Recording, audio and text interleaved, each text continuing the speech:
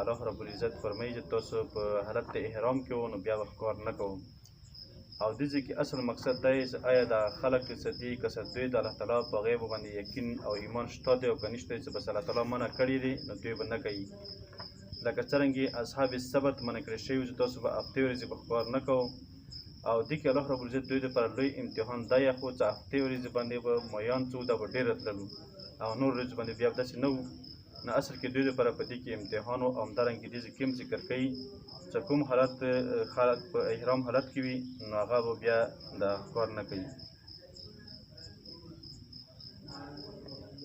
یا ایها الذین آمنوا او خلکو چې تاسو ایمان نه وړی دی لیبلونکم الله بشیء خامخا به الله تعالی امتحان وکړي په تاسو باندې یو شي د ښکار نه تنالوه ایدیکم چې رسیږي تاسو هغه ته لاسونه ورمحکم او نږدې د تاسو را لیعلم الله دې دپاره چې الله تعالی ظاهر کړي هغه څوک چې هغه ویرېږي په غیبو باندې.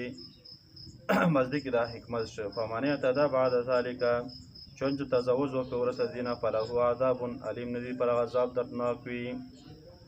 یا ایها الذین آمنوا او خلکو چې تاسو ایمان نه وړی دی لا تقتلوا الصید مه قتل کوو دا ښکار وانتم حرم او چې کله تاسو په حالت د احرام کې وو. ومن قتله منکم متعمدا نو دې ځینې د دې بیا که چوم قتل وکړه نو د هغه بیا بدله ذکر کوي. من قتله منکم متعمدا او چې څوم څه قتل کړه په کسره فجزاؤه مثل ما قتل من النعم نو بدله به دې له هغه وي چې کوم دې قتل کړی وي د حیواناتو نه. یحکم به ذوی عدل منکم فیصله به کوي دوه عادل کسان د تاسو نه هدیا بالغه دا د چې هدیه وي چې د رسولي شوي وي دپاره د کعبې او کفارتو. دې کې اصل کې د ذوی عدلین څه دی که نه دې کې غالبا امام شفیع صاحب رحمه الله یې چې یاره دې کې بدله چې وي دا به سوري وي مطلب چې کوم شی قتل کړی وي هغه له بدله مغه شاندې ورکوي. بلکې امام ابو حنیفه رحمه الله یې چې یاره دې کې ذوی عدلین څه ذکر شوی دی که نه د سوري مثل کې هغه کې دو ضرورت نشته دی یو سړی هم هغه کې دا کولی شي خو دې کې ذوی عدل ذکر کړی دی مطلب دا دی چې دې کې مثل معنوي مراد دی سوري نه دی مرادونه ځکه چې دې لپاره دوه انصاف والا کسان چې هغه په دې باندې پوهېږي چې مطلب یو حیوان قتل شي هغه وکړي چې په سترګو باندې چې دا د دوه پیسو حقدار و نو به دا شنه فیصله دوه کسان به بین کوي. او کفاره طعام مسکین یا خوراک ورکول د مسکینانو ته او عدل ذلک صیاما او عدل ذلک یا هم دې برابر روژې ساتل لیذوق وبال امره یا دې لپاره دعوت څخه د خپل کوم کار کړی دی والا سیزا بدت دی والا کوم چې هغه د کفاره دی نو دا ذکر شوله. عفا الله عما سلف الله تعالی معافي کوي د هغه نه چې کوم مخکې تېر شوي ومن عاده بس کوم چا چې دغه حرمت وکړه مخکې که دا ښکارونه چې کړي وي نو هغه ټیک دی. ومن عاده او چې کله هم دا حکم نازل شو نو هغه نه پس دی که بیا څوک کوي نو ومن عاده فینتقم الله او که څوک بیا راوپاشه پس د دې نه نو الله تعالی بدله واخلي د دې نه. والله عزیز انتقام دا الله تعالی زورور دی بدلې اخیستونکی دی. وحل لکم حلال کړی شوي تاسو دپاره صید البحر ښکار د سمندر والا و طعام او خوراک د دې والا متاعا لکم فایده یې تاسو دپاره همدارنګې مسافرو دپاره. ښکار په دوه قسمه یو د وچ والا یو د همدې والا بس کوم سمندر والا وي په احرام حالت کې هم کولی شي او خوړلی شي او وچ والا کوم ښکار دي نه منع دي. وحرم علیکم صید البحر حرام کړی شوي دی په تاسو باندې ښکار د وچ والا ما دمتم حرما چې کله هم تاسو احرام کې وو. واتقوا الله الذي ویرېږئ د هغه ذات نه الله تعالی نه الذي هغه ذات الیه تحشرون تاسو دې ته ټوله جمع کولی شو. جعل الله الکعبة څلورمه مسله ذکر کوي نزول الله یعنی مطلب چې کوم د عزت والا شیان دي د الله تعالی په نیز باندې.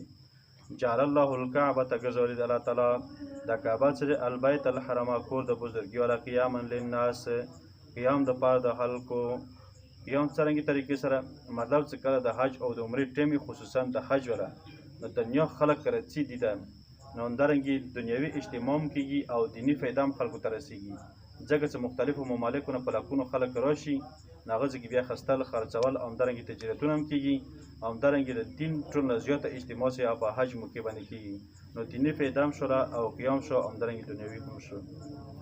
و شهر الحرام او همدارنګې عزت والا میاشتې رجب شو ذوالقعده شوه ذوالحجه شوه محرم شو دا مراد دي. والهدیه همدارنګې هدیه والقلائد او قلائد هغه ته چې هغه حج دپاره خلکو بوتلو او غوړ کې امیل وغیره ورته واچوي. ذلک د دې لپاره لتعلموا تاسو پوه شئ چې ان الله یعلم ما فی السماوات و ما فی الارض، چې کله دغه صفت چوکې وي نو بیا نظر او نیاز همدې ذات دپاره منل پکار او دین علاوه بیا نه وي پکار، چې یقینا الله تعالی پوهېږي په هغه څه باندې چې اسمانونو کې او ځمکې کې. وان الله بکل شیء علیم، اعلموا پوه شو ان الله شدید العقاب، یقینا الله تعالی سخت غضب ورکوونکی دی. وان الله غفور رحیم، او د الله تعالی بخښونکی رحم کوونکی دی. څوک هم چې دا محرماتو نه منې کېږي نو بیا الله تعالی سخت عذاب ورکوي.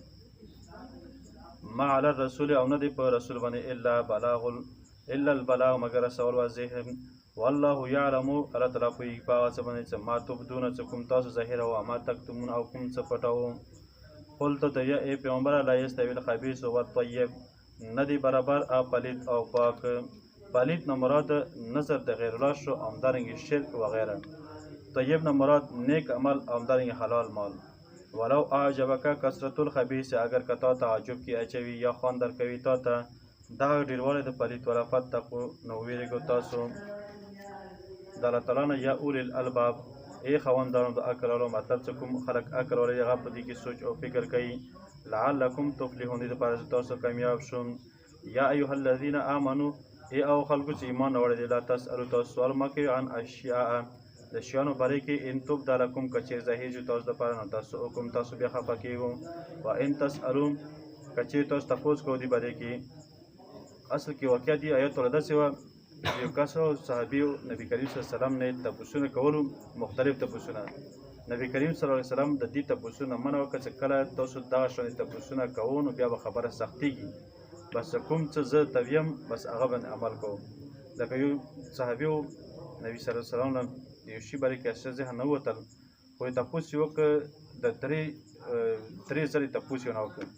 نبي صلی الله علیه وسلم بیا ورته منع وکړه چې یاره دغه تپوسونه تاسو منع مه کوئ، بعد کې ځکه که چېرې تاسو تپوسونه کوو زه به جواب درکوم، تپوس کې زه به جواب درکوم، د خبرې بیا د مې څه کېږي سختېږي به. لکه څنګه بني اسرائیلو ته الله رب العزت حکم وکړ چې تاسو غواڅئ د ذبح کوم، نو غور کې تپوسونه شروع کړو څرنګه غواوي کوم عمر لري، نو الله تعالی مې راسختوله.